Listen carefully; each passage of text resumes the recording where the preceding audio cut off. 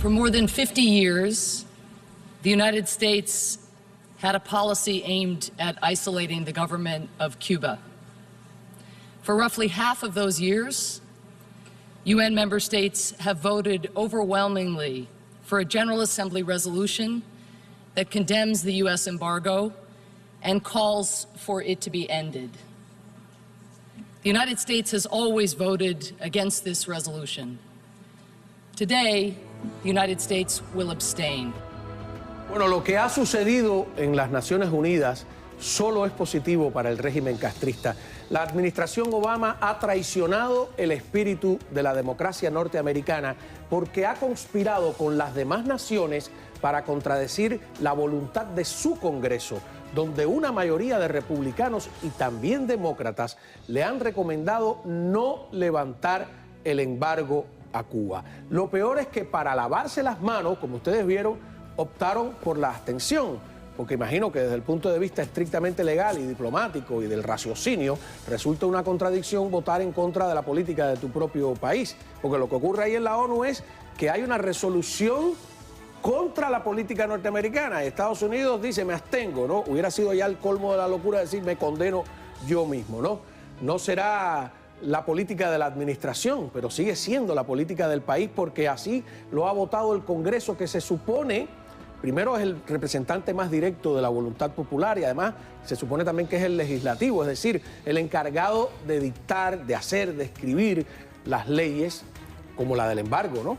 Obama insiste en saltarse la división de poderes acudiendo cada vez más a resquicios pseudo-legales. Es una pena ver cómo se traiciona a quienes luchan por una democracia para Cuba.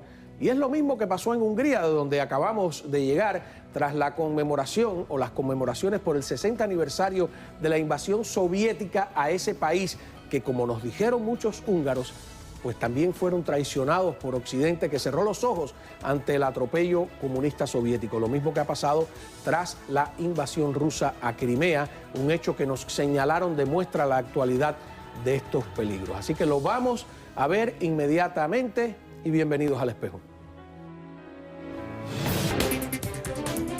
Bueno, muy bien, con nosotros el doctor Marcel Felipe, abogado, presidente de la Fundación Inspira América, que estuvo ahora mismo en Hungría en representación de la oposición cubana y específicamente del doctor Oscar Elías Bisset, invitado por el gobierno húngaro. Muchísimas gracias por estar aquí. Gracias, Juan Manuel, por la invitación. No, y hay que aclarar que fue un hecho muy importante porque ahí estaban los presidentes, expresidentes, cancilleres, diplomáticos, embajadores de todos los países, y el gobierno de Hungría decidió, en vez de invitar al régimen castrista, invitar a la oposición, y por eso estabas tú allí, porque no dejaron salir a Bisset. O sea que eso tiene un peso específico desde el punto de vista político. Con nosotros Armando de Armas, escritor y analista político. Gracias por invitarme. Cómo no, muchas gracias de verdad por estar acá. Yo quiero empezar hablando de la actualidad, ¿no?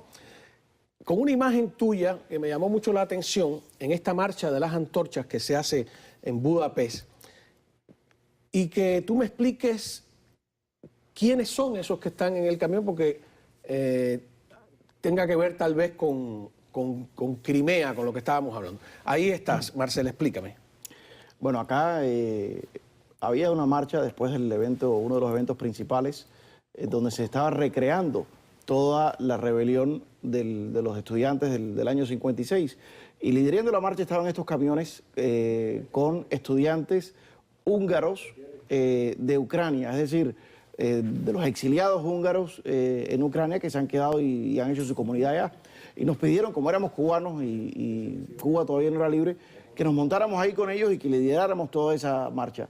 Y estuvimos ahí hablando con estos estudiantes y nos dimos cuenta lo real y lo presente que sigue siendo esa amenaza rusa para ellos el día de hoy, ya que nos estaba contando precisamente desde el punto de vista de ellos en Ucrania, Rusia acaba de invadir a Crimea y ahí están y ahí se han quedado. Además que y Occidente, que es lo que estaban señalando ellos, se ha quedado callado.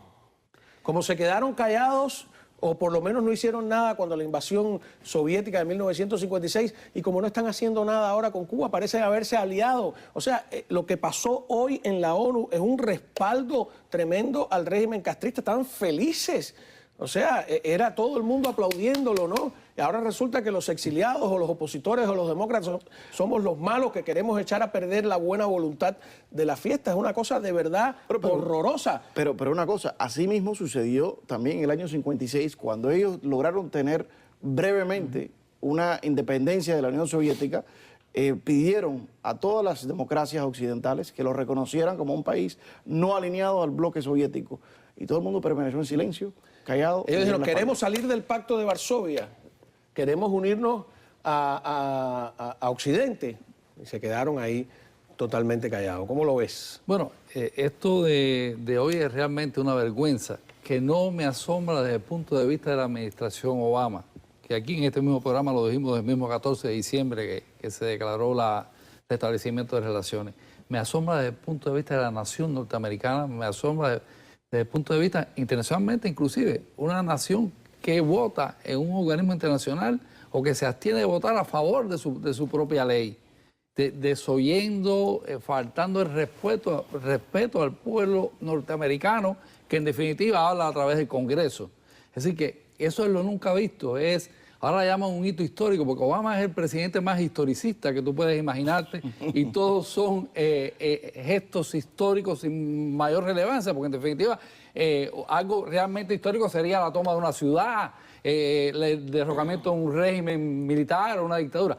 Pero todos son hitos históricos que parecen más bien histéricos, ¿no? Hablando de hitos históricos, estábamos ahí en Budapest, navegando en un barco por el río Danubio, y ese barco, tenemos algunas imágenes, estaba lleno de exiliados.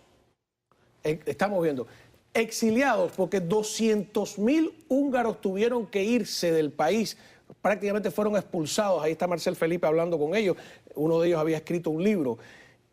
Cuando los rusos invadieron, 200.000 tuvieron que irse. Entonces esos son algunos de los que sobreviven, también algunos de los hijos, de los nietos, que ahí había de Rusia, de Crimea, de Chile, ¿no? Había uno hablando contigo de Chile. Habían exiliados y por cierto, son los líderes del exilio húngaro de todas partes del mundo, como pudiéramos nosotros en la Cuba del futuro tener una reunión así y traer personas de España, de Miami, de New Jersey, de Europa. Una experiencia increíble, ¿no? Y ese barco llevó a todo ese grupo al Parlamento, y quienes estaban sentados, que tú estabas allí también con ellos, quienes estaban sentados en la tribuna eran los exiliados. Fue una manera de rendir homenaje el pueblo de Hungría a sus exiliados, que habían sido vapuleados, acusados a lo largo de todo el tiempo. Pero en el barco había una persona muy curiosa, que fue un periodista norteamericano, que había cubierto los eventos en aquella época, ya está muy mayor, ¿no? Por ahí hay una imagen donde lo están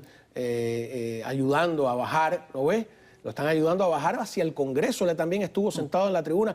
Es un periodista norteamericano que decidió decir la verdad y decir, esto es una infamia lo que está sucediendo, y lo reportó para una estación de radio que todavía él sigue trabajando, ¿no? Sí, sigue teniendo un show en New Jersey, en Nueva York. En New York, y también estuvo en Cuba en el año 59. Al final de su entrevista, una entrevista muy larga, él envió un mensaje a los cubanos. Vamos a escucharlo, en español. Los cubanos que creen en ese momento que la libertad es posible, esos cubanos, los cubanos mismos, patrióticos que yo conozco personalmente, no son todos optimistas, pero yo no soy hombre, pero yo tengo la idea y la esperanza, por supuesto, pero también yo creo que yo voy a vivir a ver un Cuba libre, una Cuba libre de repente. Nos sentamos ahora en medio de la prueba, sí. No importa cuántos años sea el yugo, la opresión. No importa.